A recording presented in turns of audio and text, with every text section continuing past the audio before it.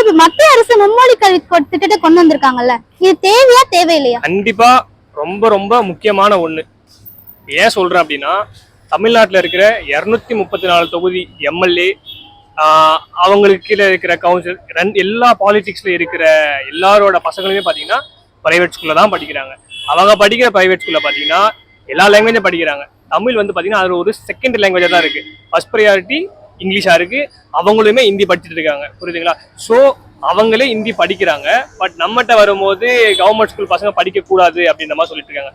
முதல்ல government employees, politicians அவங்க எல்லாருமே அவங்க பசங்களை தமிழ் மீடியத்துல கவர்மெண்ட் ஸ்கூல்ல சேர்த்தாங்க அப்படின்னா ரைட், அவங்க பேசலாம். இப்போ வந்து பாத்தீங்கன்னா இதை எதிர்க்கிறேன் அப்படின்னு சொல்றதுலாம் சும்மா வாய் பேச்சு தான். இப்ப மத்திய மந்திரி என்ன சொல்றாருன்னா, இந்த திட்டத்தை ஃபாலோ பண்ணா தமிழ்நாட்டுக்கு நிதி, தமிழ்நாடை தவிர்த்துட்டு பிஜேபி ஆள்ற எல்லா இடத்துலயும் பாத்தீங்கன்னா எல்லா திட்டமும் பண்ணிட்டு தான் இருக்காங்க. தமிழ்நாட்டுக்கு ஏன் வரல? தமிழ்நாட்டுக்கும் வருது காசு. இவங்க வந்து அதை வச்சு ஒரு அரசியல் பண்ணிட்டு இருக்காங்க. பசங்களுடைய வாழ்க்கையை வச்சு ஒரு அரசியல் பண்ணிட்டு இருக்காங்க. இவங்களாம் சும்மா 26ல தெரிஞ்சிடும். இவங்களுடைய இப்ப திராவிடம் இந்த மாடல் எல்லாமே ஒழிஞ்சிட போது. பிஜேபியும் ஆட்சி அமைக்கிறாங்களோ இல்ல டிவிக்கே ஆட்சி அமைக்கிறாங்களோ, அவங்க வந்தாங்கன்னா எதுவுமே இருக்காது. இன்னைக்கு விஜயுமே அந்த மும்மொழி கொள்கைக்கு எதிராக தான் பேசியிருக்காரு. அவர் எதை வச்சு பேசுறாரு அப்படின்னு இன்ன வரை யாருக்குமே தெரியல. Absolutely wrong.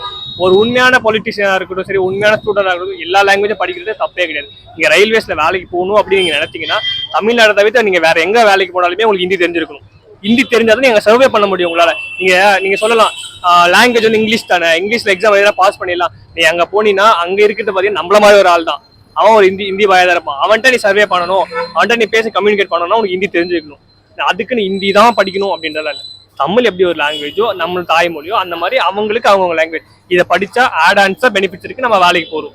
இப்போ ஃபார் எக்ஸாம்பிள் இந்திக்காரன் வந்து இங்க வேலை செய்யறான், பானிபூரி விற்கிறான் அப்படின்னு நம்ம சொல்றோம். அவன் வந்து ஹிந்தியில விற்கல, தமிழ் கத்துட்டு தமிழ்ல தான் சேல் பண்றான். அவனுக்கு தெரியுது தமிழ் தமிழ் தெரிஞ்சா இங்க பொழைச்சிக்கலாம் தெரியுது.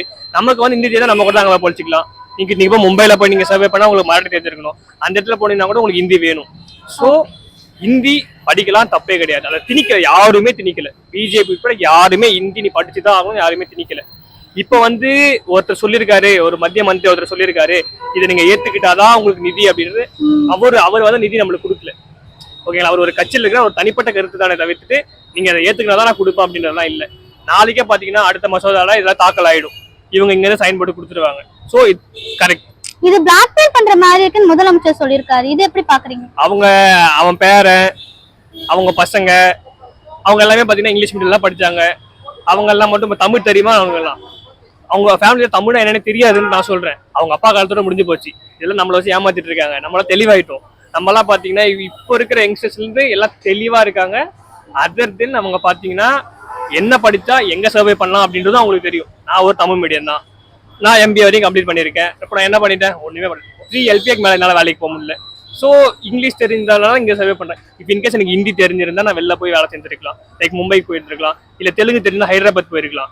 ஆட் ஆன்ஸா லாங்குவேஜை கத்துக்கிறது தப்பே கிடையாது, நம்ம சர்வே பண்ணணும் அப்படின்னா.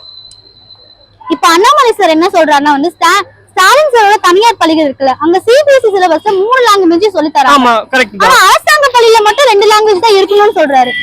அரசாங்க பள்ளியில 2 லாங்குவேஜ் தான் இருக்கணும் அப்படின்றதெல்லாம் இல்லைங்க. அந்த காலம் வந்து மாறப்போகுது. 26ல எல்லாமே மாறிடும். தமிழ் அப்படின்னு இவங்க நினைச்சிட்டு இருக்காங்க, தமிழை நம்ம தான் வாழ வச்சுட்டு இருக்கோம் அப்படின்னு நினைச்சிட்டு இருக்காங்க. இன்னைக்கு மோடி ஜப்பான் போனாலுமே வேட்டி சட்டை தான் கட்டிட்டு போறாரு. அங்க போய் திருக்குறள் சொல்லிட்டு தான் ஆரம்பிக்கிறாரு. அதை வந்து இங்க இருக்கிறவங்க என்ன சொல்றாங்க, திருக்குறள் சொல்லிட்டா மட்டும் தமிழ்நாட்டில் ஆட்சி அமைச்சிட முடியுமா அப்படின்ற மாதிரி சொல்றாங்க. அதெல்லாம் சுத்த பொய். அப்படிலாம் ஒண்ணு கிடையவே கிடையாது. அவருக்கு பிடிச்சிருக்கு, அவர் சொல்றாரு, அதான் உண்மை. தமிழோட பாரம்பரியம் உலகெங்கும் பரவிட்டோம், தப்பே கிடையாது. அதர் தென் நம்ம லாங்குவேஜ் ஆட் ஆன்ஸா ஹிந்தி தெரிஞ்சா வேலை கிடைக்கும் அப்படின்னு நினைச்சிருந்தாங்கன்னா தாராளமா படிக்கணும், தப்பே கிடையாது. Thank you bro. தேங்க்யூ.